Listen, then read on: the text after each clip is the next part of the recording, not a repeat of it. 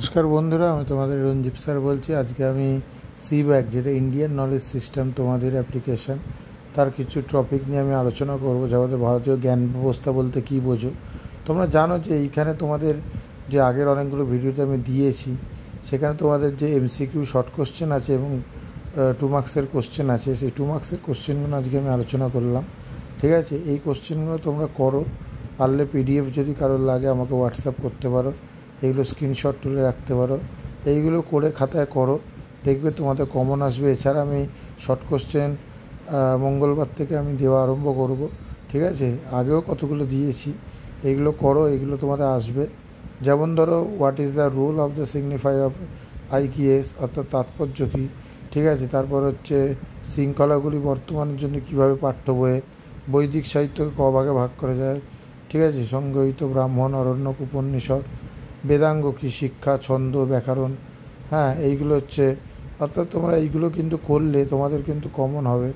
যেমন অধ্যায়িক, অষ্টায়িক কী বা অষ্টাঙ্গী মার্গ যেটা, সেটার উপাদান কী কী, গঠন কী কী।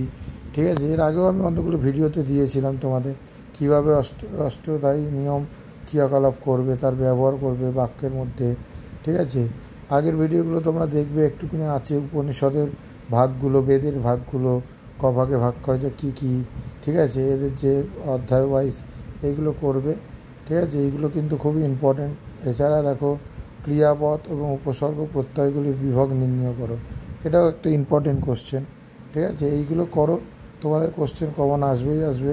তারপর দেখো, বৈধ জ্ঞান প্রতিষ্ঠানের জন্য ভারতীয় কাঠামো আজকের সমাজে কতটা প্রয়োগযোগ্য। ঠিক আছে, আইকিউএসের জ্ঞান প্রমাণ উৎস উপায়গুলি লেখো।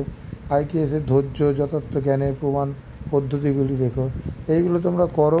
এই কোশ্চেনগুলো তোমরা করলে কিন্তু তোমাদের অনেকটাই উপকার হবে পাস করতে। ঠিক আছে, কেন, যেহেতু তোমাদের বইটা প্রথমের দিকে তখন বেরোয়নি এবং তোমাদের যে সিলেবাস আছে সেই সিলেবাস অনুযায়ী আছে। ঠিক আছে, এইগুলো করো।